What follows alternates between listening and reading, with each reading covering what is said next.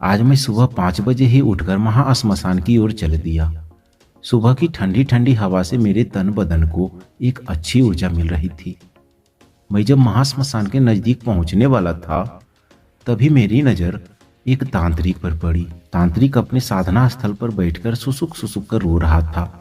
उस तांत्रिक को रोते हुए देखकर मेरी कदम अपने आप रुक गई और मैं सोचने लगा कि यह तांत्रिक बाबा रो क्यों रहा है, और वो भी इस महाश्मशान में। मैं उस तांत्रिक के पास पहुंच गया और बोला, बाबा जी क्या हुआ, आप रो क्यों रहे हैं? मेरी इस बात को सुनकर तांत्रिक मेरे ऊपर भड़क गया और बोलने लगा, तुम्हारी पत्नी से शादी करने के लिए रो रहा हूं, बोलो कराओगे?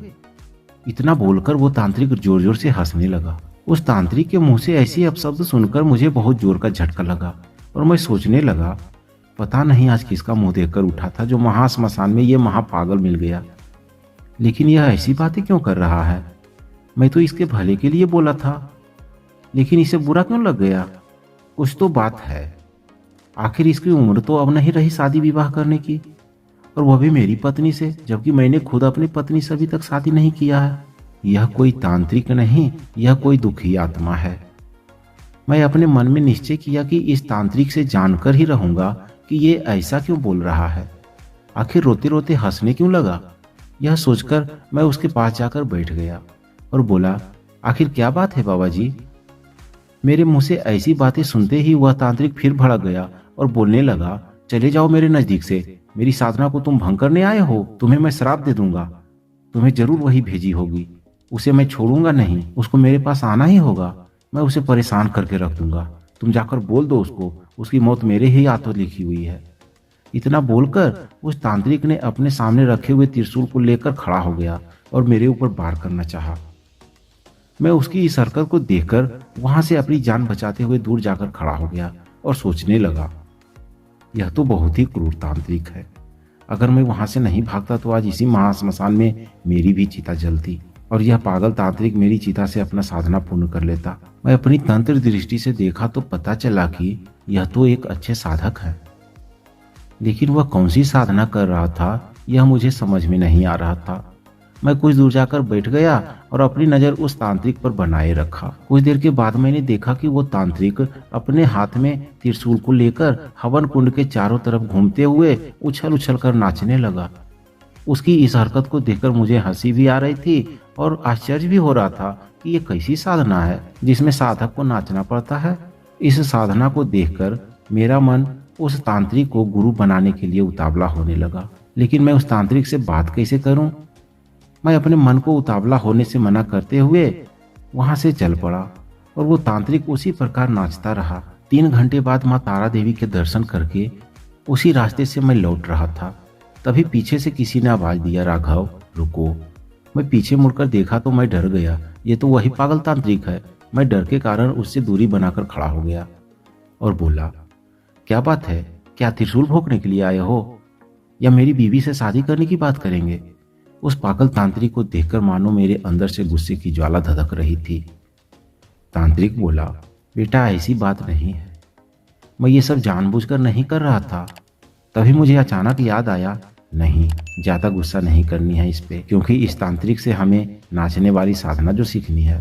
मैं बोला, बाबा जी क्या हुआ जो आप साधना करते समय रो रहे थे?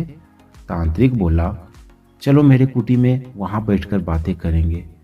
मैं बोला, मैं नहीं जाने वाला किसी भी कुटी में, कहीं आप वहां ले जाकर त्रिशूल भोंक दे तब मैं क्या करूंगा? मुझे इतना बोलते ही वो तांत्रिक भावुक हो गया और उनके आंसू भी निकलने लगे। ये देखकर मैं शर्मिंदा हो गया और सोचा कुछ तो बात है जिसके कारण ये तांत्रिक परेशान है। मैं बोला, बाबा जी किधर है आपका कुटी? वहीं पर बैठकर बातें करेंगे, चलिए। हम दोनों उस कुटी की ओर चल दिए। कुटी पहुंचकर उस तांत्रिक ने मुझे बैठने के लिए एक आसन लगाया और वह भी एक आसन पर बैठ गए। मैं बोला, आप कितने दिन से तारापीठ में रह रहे हैं बाबा जी? आपके साथ और कौन रहता है यहाँ पर? पहले तो आपको इस तारापीठ में कभी नहीं देखा। तांत्रिक बोला, कोई नहीं रहता मेरे साथ। जो मेरे साथ रहती थी वह तुम जैसे एक नौजवान के साथ भाग गई।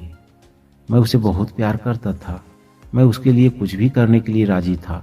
वह जो कहती मैं उसे तुरंत पूर्ण कर देता, लेकिन वह मुझे धोखा देकर यहाँ से भाग गई। उस तांत्रिक की बातों को मैं चुपचाप सुन रहा था और मन ही मन सोच रहा था कि कैसा ये साधु है, तंत्र विद्या में लिप्त रहते हुए किसी लड़की के बारे में प्रेम प्रसंग करने जैसी घिनौनी बातें कर रहा है। मैं उस तांत्रिक की दीवानगी को देखते हुए बोला, क्या आपने शादी नहीं किया था उस लड़की से? मेरे मुखारबिंद से ऐसी बातों को सुनकर तांत्रिक आग बबूला हो गया, गुस्से से कांपने लगा, लेकिन कुछ ही पल में बिल्कुल शांत होकर बैठ गया। कुछ देर तक हम दोनों की बातें बंद हो गई। तांत्रिक की आंखों से आंसू निकल रहे थे।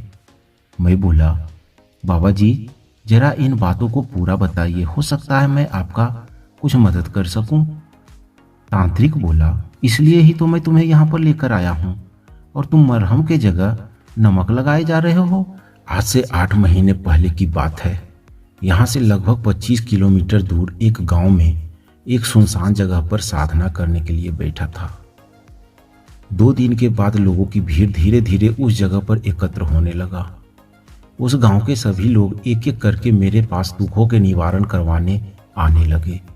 मैं भी सभी को अपनी तंत्र विद्या के माध्यम से ठीक करने की कोशिश में लगा रहा था। एक दिन सुबह मैं पवित्र होकर जब साधना के लिए बैठा तो उसी समय एक व्यक्ति आकर मेरे पैरों को छूकर प्रणाम किया और मेरे बगल में मुझसे दूरी बनाकर बैठ गया। मैं उस समय ध्यान साधना में लीन था। कुछ देर बाद जब मेरी साधना खत्म हुई तो मैं उस व्यक्ति से पूछा, बोलो क्या बात है, क्या परेशानी है आपको?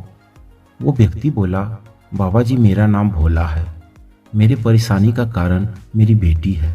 मैं बोला, आपकी बेटी? मतलब कैसी परेशानी है आपकी बेटी को? वो व्यक्ति बोला, बाबा जी जब भी पूर्णिमा या अमावस्या आता है उस दिन उसकी हरकतें देखकर मैं बहुत दुखी होता हूँ। उस दिन उसकी आंखें देखने में बड़ी बड़ी लगती है, दिन भर अपनी बालों को खोलकर रखती है, घर वालों को उसकी हरकतों को देखकर बहुत डर लगता है, उसकी आवाज़ें भी बदल जाती है उस दिन। मैं उस व्यक्ति की बातों को चुपचाप सुन रहा था। तभी 2 व्यक्ति अपने कष्टों के निवारण हेतु वहां पर आ गए। उन दोनों व्यक्ति को देखकर भोला चुप हो गया, मानो अपनी पुत्री की हरकतों की जानकारी उन व्यक्तियों से छुपा रहा था। मैं जल्दी जल्दी उन दोनों की कष्टों के निवारण कार्य करके उन्हें जाने का आश्वासन दिया।